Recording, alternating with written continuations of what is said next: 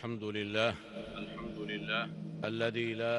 إله إلا هو تمام قسم کی تعریف اللہ کے لیے جلال بكمال جس کے سوا کوئی معبود برحق نہیں۔ تكبيرا بڑائی و تعظیم کے اعتبار سے وہ کمال جمال کے ساتھ اپنے جلال میں منفرد ہے۔ تقديرا وتدبيرا تدبیر و تقدیر کے اعتبار سے اجمالی و تفصیلی تمام احوال کو گھمانے پھرانے میں منفرد ہے۔ على عبده اپنی عظمت و علم کے اعتبار سے بلند ہے۔ اس نے اپنے بندے پر فرقان اتارا کہ وہ سارے عالم کے لیے ڈرانے والا ہو۔ میں گواہی دیتا ہوں کہ اللہ کے سوا کوئی معبود حقیقی نہیں، وہ ایک ہے، اس کا کوئی شریک نہیں۔ اس نے مخلوقوں کو پیدا کیا اور تقدیریں بنائی، اور وہ ان سے آگاہ اور ان پر لطف رکھنے والا ہے۔ اور میں گواہی دیتا ہوں کہ محمد اللہ کے بندے، اس کے رسول، اس کے دوست اور اس کی مخلوقوں میں اس کے چیدہ و پسندیدہ ہیں۔ اللہ نے آپ کو دونوں مخلوقات انس و جن کی طرف خوشخبری سنانے والا اور ڈرانے والا بنا کر، اپنے حکم سے اللہ کی طرف دعوت دینے والا بنا کر اور روشن چراغ بنا کر بھیجا۔ آپ پر، آپ کی آل پر، بیویوں پر اور اصحاب پر درود و سلام اور خوب خوب سلامتی ہو۔ اما بعد، المبذولة لي ولكم عباد الله اللہ کے بندو، میرے اور آپ کے لیے کی جانے والی نصیحت اللہ جل شانہ کا تقوی، ظاہر و باطن، غضب و رضا اور خوشی و غم میں اس کا ڈر ہے،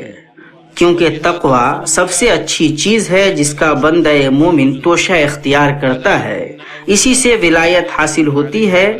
اور اسی سے خوف و غم زائل ہوتے ہیں۔ اللہ کا فرمان ہے، یاد رکھو کہ اللہ کے دوستوں پر نہ کوئی اندیشہ ہے اور نہ وہ غمگین ہوتے ہیں۔ یہ وہ لوگ ہیں جو ایمان لائے اور برائیوں سے پرہیز رکھتے ہیں۔ مسلمانوں، جماعة خير انسانوں میں عقل مندوں کا اس بات پر اجماع ہے کہ جماعت یعنی کہ اتحاد بھلائی اور ہدایت ہے، اور تفرقہ برائی و گمراہی ہے، اور یہ کہ دو ایک سے بہتر ہے، تین دو سے بہتر ہے، اور چار تین سے بہتر ہے، وعلی ھذا القیاس زیادہ کم سے بہتر ہے۔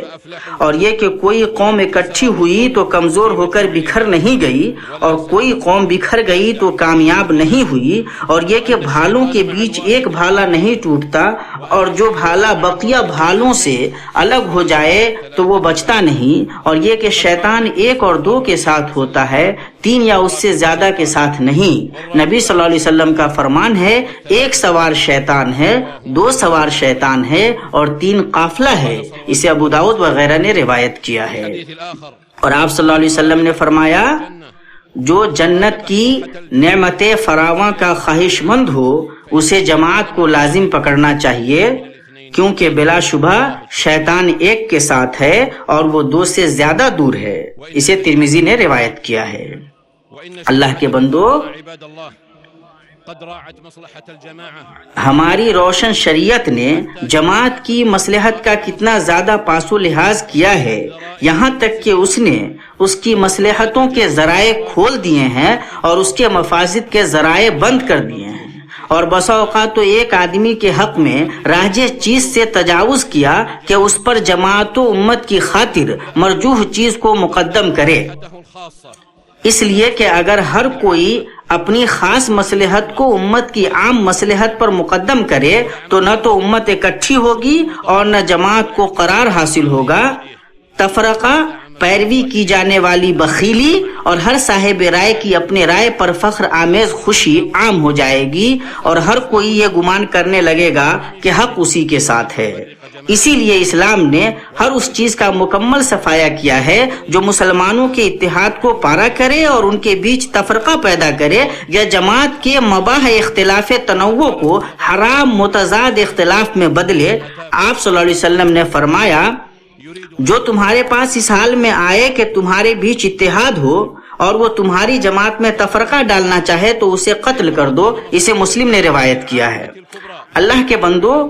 دیکھو کہ کس طرح آپ صلی اللہ علیہ وسلم نے جماعت کی عام بڑی مصلحت کو فرد کی خاص چھوٹی مصلحت پر مقدم کیا، گرچہ اس سے فرد کی زندگی ہی کیوں نہ لینی پڑے۔ يا رعاكم الله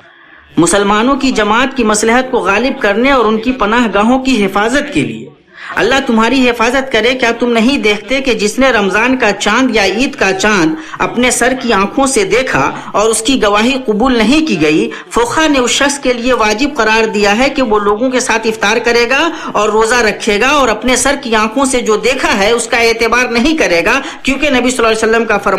فرمان ہے روزہ اس دن ہے جس دن تم لوگ روزہ رکھو، اور عید الفطر اس دن ہے جس دن تم عید الفطر مناؤ، اور عید الاضحیٰ اس دن ہے جس دن تم عید الاضحیٰ بناؤ. اسے ترمذی نے روایت کیا ہے اور کہا ہے اس کا مطلب یہ ہے کہ روزہ رکھنا اور توڑنا جماعت اور لوگوں کی تعداد کے کثیر تعداد کے مطابق ہوگا.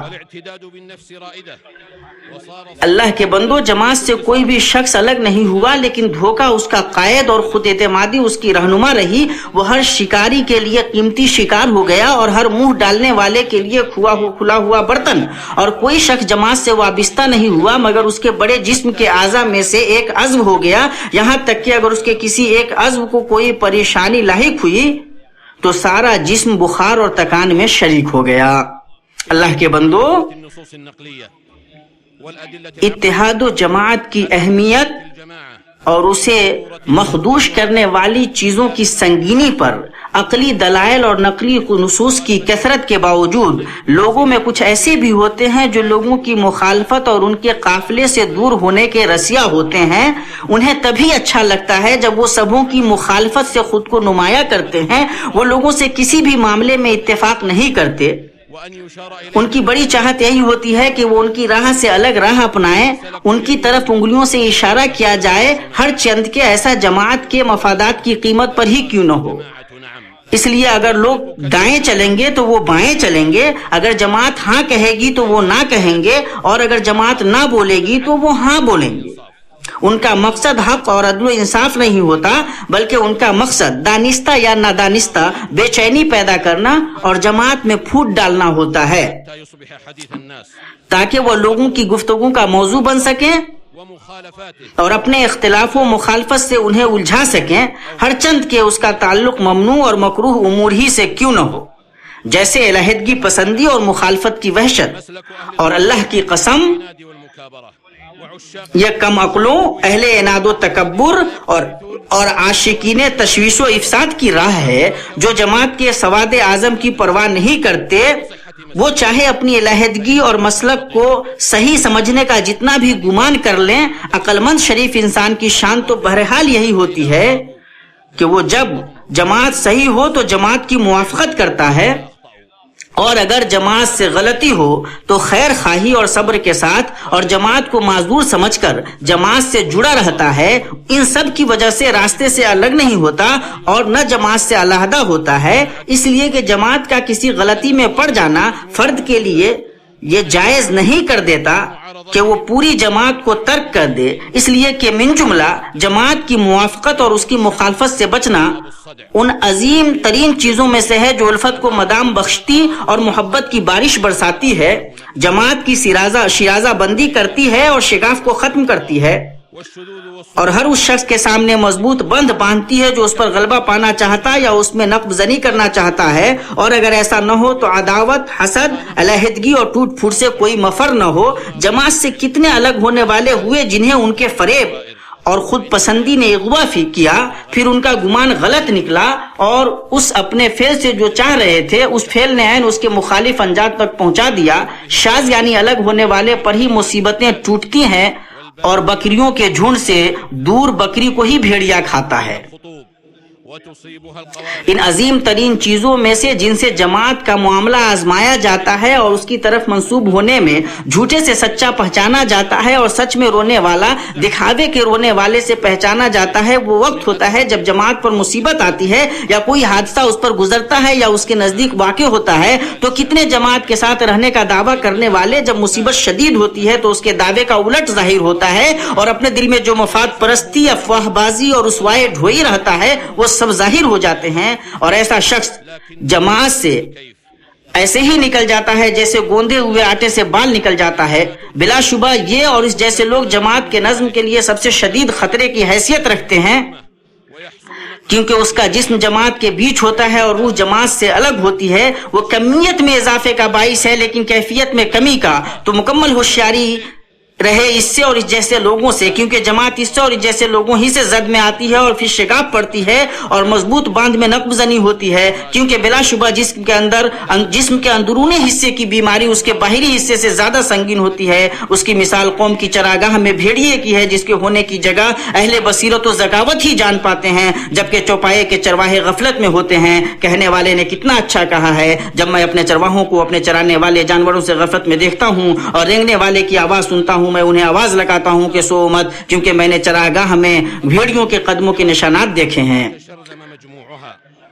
اللہ کے بندے، اور جب جماعت سے سلامتی ملتی اور اچھے راستے سے مانوس ہوا جاتا ہے تو کبھی کبھی ایسا بھی ہوتا ہے کہ علیحدگی میں سلامتی ہوتی ہے، جب پوری جماعت غلط ہو جائے اور اس کا محور ختم ہو جائے، لیکن ایسا بہت کم ہوتا ہے، اور اگر ایسا ہو جائے تو شریعت نے ان حالات سے دوچار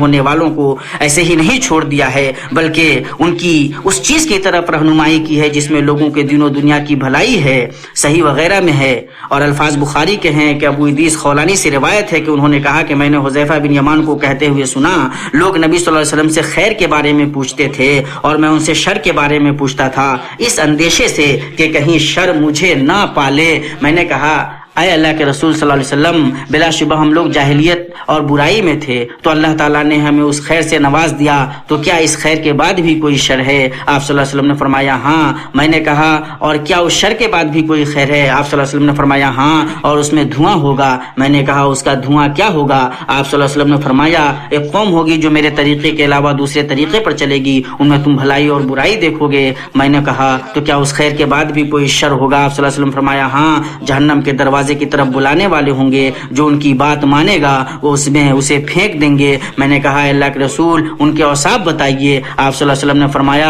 وہ ہماری ہی چمڑی کے لوگ ہوں گے، ہماری ہی زبان بولیں گے۔ میں نے کہا، اگر وہ صورتحال مجھے آلے تو آپ مجھے کیا حکم کرتے ہیں؟ آپ صلی اللہ علیہ وسلم نے فرمایا، مسلمانوں کی جماعت اور ان کے امام کو لازم پکڑو۔ میں نے کہا، اگر ان کی کوئی جماعت اور امام نہ ہو تو آپ صلی اللہ علیہ وسلم نے فرمایا، ان تمام فرقوں سے علیحدہ ہو رہو، چاہے تم کسی درخت کی جڑ ہی کیوں نہ مضبوطی سے پکڑو، یہاں تک کہ تمہیں موت آ جائے اور تم اسی حالت پر رہو۔ اللہ کے بندو، حدیث میں مخصوص زمانہ صحابہ کرام کے زمانہ سے لے کر جب فتنہ ہوا اور حضرت عثمان رضی اللہ تعالیٰ عنہ کے خلاف خروج کیا گیا، آخری زمانے تک ہر زمانے اور جگہ کو عام ہے، کیونکہ نصیحت ایک ہے، چاہے زمانے کتنے ہی متعدد کیوں نہ ہو۔ جہاں تک فتنے کے زمانے میں لوگوں سے علیحدہ ہونے کی بات ہے تو حافظ ابن حجر نے طبری سے روایت کیا ہے کہ انہوں نے کہا، جب لوگوں کا کوئی امام و پیشوا نہ ہو اور لوگ مختلف گروہوں میں بٹ گئے ہوں تو اس ٹوٹ پھوٹ میں کسی کی پیروی نہ کرے، اور اگر ہو سکے تو شر میں واقع ہونے کے اندیشے سے سب سے علیحدہ ہو رہے، لیکن جب کوئی سیدھی جماعت کو راہ حق پر پائے تو اس کے لیے ضروری ہوگا کہ اس جماعت سے منسلک ہو جائے اور اس کی تعداد کو زیادہ کرے اور حق کے معاملے میں اس کے ساتھ تعاون کرے، کیونکہ مذکورہ صورتحال میں اس آدمی اور اس جگہ کے لیے وہی مسلمانوں کی جماعت ہوگی۔ جس طرح اسلام نے جماعت کو لازم پکڑنے کو واجب قرار دیا ہے اور فرد کو اس بات سے ڈرایا ہے کہ وہ جماعت کی مخالفت کرے یا اس سے علیحدہ ہو، اسی طرح جماعت پر بحیثیت مجموع یہ واجب ہے کہ بڑی ذمہ داری کو مستحضر رکھے، جو کچھ لے یا چھوڑے اس میں اللہ کی شریعت کا التزام کرے اور اس ذمے میں شریک ہو جسے جماعت کا ادنا سے ادنا آدمی بھی دے سکتا ہے، اور یہ کہ جماعت اپنی ذمہ داری ادا کرے اور اپنے حقوق اللہ سے طلب کرے، اور یہ کہ اگر اللہ کے واجب کردہ امور کو جماعت کے وہ چند افراد نہ ادا کریں جن کی ادائیگی سب کے لیے کافی ہو تو گناہ سب کو ہوگا، اس لیے کہ بلا شبہ بکری کے بدلے بکری ہے اور نقصان فائدے کے حساب سے ہی ہوتا ہے۔ اللہ کے بندو ہوشیار، تم نے جان لیا تو اب لازم جماعت کو پکڑو،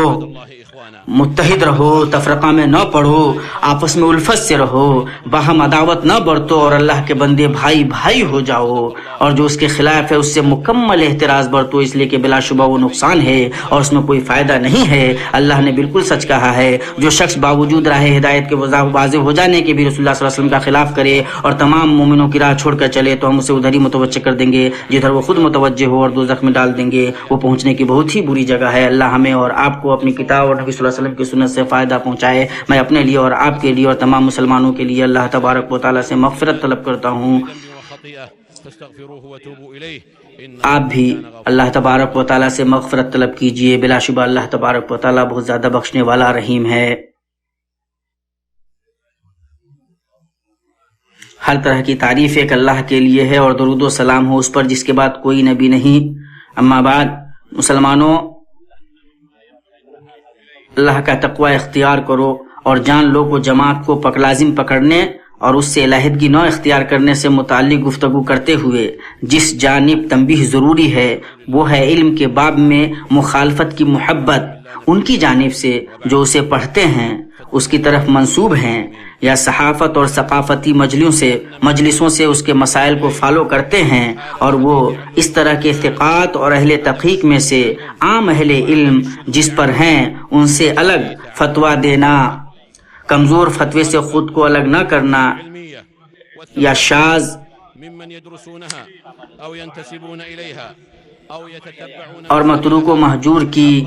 پیروی کرنا۔ اس لیے بلا شبہ جو شاذ علم کا حامل ہوگا وہ امام نہیں ہوگا بلکہ وہ بہت سے شر کا حامل ہوگا، جیسا کہ سلف صالحین نے اسے ذکر کیا ہے۔ ابو محمد ابن حزم نے کہا، تمہیں اپنے ہم نشین کی مخالفت سے بچنا چاہیے، اور جس چیز میں تمہارا دنیاوی یا اخروی نقصان نہ ہو اس میں اپنے زمانے کے لوگوں سے اختلاف سے بچنا چاہیے، ہر چند کہ وہ کم ہی کیوں نہ ہو، اس لیے کہ اس کی وجہ سے اذیت، نفرت اور عداوت کا پھل تمہیں بھی ملے گا، اور بسا اوقات اصلاً بغیر کسی فائدے کے وہ مطالبے اور عظیم نقصان کا باعث ہوگا۔ خطابی نے اس معاملے میں ڈراتے ہوئے بعض اہل علم سے ان کا یہ قول نقل کیا ہے، لوگوں میں کچھ ایسے ہوتے ہیں جو سدا اختلاف کے رسیا ہوتے ہیں، یہاں تک کہ وہ یہ سمجھتے ہیں کہ سب سے اچھی بات یہ ہے کہ کسی کی کبھی موافقت نہ کی جائے اور کسی رائے پر اتفاق نہ کیا جائے اور نہ کسی محبت پر اکٹھا ہوا جائے، اور جس کی یہ عادت ہو وہ حق کو نہیں دیکھ سکتا اور نہ اس کی مدد کر سکتا ہے اور نہ حق کا دین و مسلک کے اعتبار سے اعتقاد رکھ سکتا ہے، بلکہ وہ اپنی رائے پر تعصب برتے گا اور اپنے نفس کے لیے انتقام لے گا۔ ایک مرتبہ امام مالک کے شیخ ربیعہ بن ابو عبد الرحمن رونے لگے تو ان سے ایک آدمی نے کہا، کیوں رو رہے ہیں؟ تو انہوں نے کہا، اس سے فتویٰ پوچھا جا رہا ہے جس کے پاس علم نہیں، اسلام میں بڑا عظیم معاملہ ظاہر ہو گیا ہے۔ اور کہا، بعض وہ لوگ جو یہاں فتویٰ دے رہے ہیں وہ چوروں سے زیادہ اس بات کے مستحق ہیں کہ جیل میں قید کیے جائیں۔ اس پر ابن قیم کہتے ہیں، بعض علماء نے کہا، پھر کیا حال ہوتا اگر ربیعہ نے ہمارے زمانے کو دیکھا ہوتا؟ بعض وہ جن کے پاس علم نہیں، ان کا قلت علم، بدسیرتی اور بدباطنی کے باوجود فتویٰ پر اقدام، چھلانگ، اس کی طرف تکلف کا ہاتھ بڑھانا، جہل و جرأت کے ساتھ اس پر چڑھنا، اور حالت یہ کہ وہ علم کے نزدیک قابل نکیر یا اجنبی بھی ہوں کہ کتاب و سنت اور اصحاب سلف کی معرفت میں ان کا کوئی حصہ بھی نہیں۔ اللہ کی حفاظت کرے، جب ربیعہ کی بات 2 صدی ہجری کے بارے میں ہے اور ابن قیم کی 8ویں صدی ہجری کے بارے میں ہے تو ہمارے اس زمانے کے بارے میں کیا کہا جا سکتا ہے؟ جبکہ ان کے زمانے اور ہمارے زمانے کے درمیان کتنی بڑی دوری ہے۔ اللہ ہی مددگار ہے، اسی سے فریاد رسی ہے اور اسی پر بھروسہ ہے۔ یہ باتیں رہیں، اور لوگوں درود و سلام بھیجیے سب سے بہتر مخلوق جناب محمد صلی اللہ تعالی علیہ وسلم کے اوپر، جس کا حکم اللہ تبارک و تعالی نے حکم دیا ہے، اللہ تبارک و تعالی کا فرمان ہے۔ بلا شبہ اللہ اس کے فرشتے نبی صلی اللہ علیہ وسلم پر رحمتیں بھیجتے ہیں۔ اے مسلمانوں، آپ بھی ان پر درود و سلام بھیجیے۔ اے اللہ، نبی صلی اللہ تعالی علیہ وسلم پر درود و سلام ہو اور ان کے خلفائے اربعہ سے تو راضی ہو جا، ابو بکر، عمر، عثمان، علی سے تو راضی ہو جا، اور ان سے بھی راضی ہو جا جو ان کے راستے پر صحیح طریقے سے چلیں۔ اے ارحم الراحمین، اے اللہ اسلام اور مسلمانوں کو غلبہ دیجئے، اے اللہ اسلام اور مسلمانوں کو غلبہ دیجئے، اے اللہ شرک اور مشرکین کو رسوا کیجئے، اے اللہ اپنے کتاب کی اور اپنے نبی کی سنت کی کو غلبہ عطا کیجئے، مدد کیجئے، اے اللہ مسلمانوں کی مدد کیجئے، کمزور مسلمانوں کی مدد کیجئے، اے اللہ جو قرضدار ہیں ان کے قرض کو ادا کر دیجئے، اے اللہ ہمیں ہمارے ملکوں میں امن سے نوازیے، اے اللہ جو ہمارے ولی امر ہیں، اللہ جو ہمارے حکمران ہیں، آپ ان کی اصلاح کیجئے، واقض الدين عن ऐ المدين अल्लाह उन्हें उस बात की तौफीक दीजिए जिन्हें आप पसंद करते हैं। برحمتك يا أرحم ऐ हय्यु क़य्यूम, ऐ अल्लाह उन्हें ऐसे मुशीरकार दीजिए जो उन्हें أصلح أئمتنا नेकियों का मशवरा दें। واجعل ولايتنا في من خافك واتقاك ऐ अल्लाह जो लोग हमारे मुसलमान भाई अपने दीन के मामले में कमजोर किए जा रहे हैं, सताए जा रहे हैं, अल्लाह आप उनकी मदद कीजिए। الأقوال والأعمال يا حي يا ऐ अल्लाह फ़लस्तीनी मुसलमानों की मदद कीजिए। قيوم ऐ अल्लाह الجلال والإكرام ऐ अल्लाह फ़लस्तीनी मुसलमानों की मदद कीजिए और उनके खिलाफ किसी की मदद न कीजिए। المسلمين في كل मकान اللهم ऐ अल्लाह मस्जिद अक्सा को पाक कीजिए। في ऐ سائر अल्लाह यहूदियों के गसब से ऐ अल्लाह मस्जिद अक्सा को पाक कीजिए। فلسطين ऐ रब्बुल आलमीन, في فلسطين ऐ अल्लाह वो आपको आजिज नहीं कर सकते। ऐ अल्लाह मस्जिद अक्सा को पाक,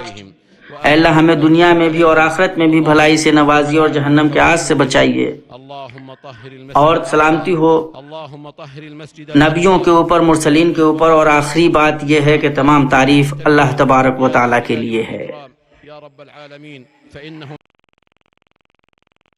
فقال جل وعلا يا أيها الذين آمنوا صلوا عليه وسلموا تسليما اللهم صل وسلم على عبدك ورسولك محمد صاحب الوجه الأنور والجبين الأزهر وارض اللهم عن خلفائه الأربعة أبي بكر وعمر وعثمان وعلي وعن سائر صحابة نبيك محمد صلى الله عليه وسلم وعن التابعين ومن تبعهم بإحسان إلى يوم الدين وعنا معهم بعفوك وجودك وكرمك يا أرحم الراحمين اللهم أعز الإسلام والمسلمين اللهم أعز الإسلام والمسلمين اللهم أعز الإسلام والمسلمين واخذل الشرك والمشركين اللهم انصر دينك وكتابك وسنة نبيك وعبادك المؤمنين اللهم فرج هم المهمومين من المسلمين ونفس كرب المكروبين واقض الدين عن المدينين واشف مرضانا ومرضى المسلمين برحمتك يا أرحم الراحمين اللهم آمنا في أوطاننا وأصلح أئمتنا وولاة أمورنا واجعل ولايتنا في من خافك واتقاك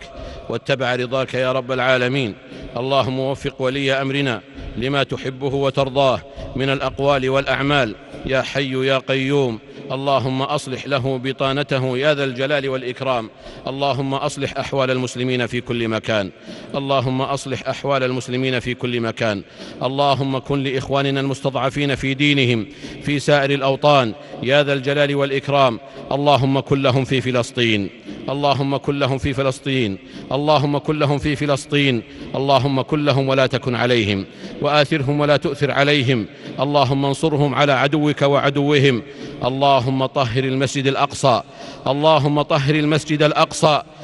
من براثن اليهود الغاصبين المحتلين يا ذا الجلال والإكرام يا رب العالمين فإنهم لا يعجزونك يا قوي يا عزيز ربنا آتنا في الدنيا حسنة وفي الآخرة حسنة وقنا عذاب النار سبحان ربنا رب العزة عما يصفون وسلام على المرسلين وآخر دعوانا أن الحمد لله رب العالمين.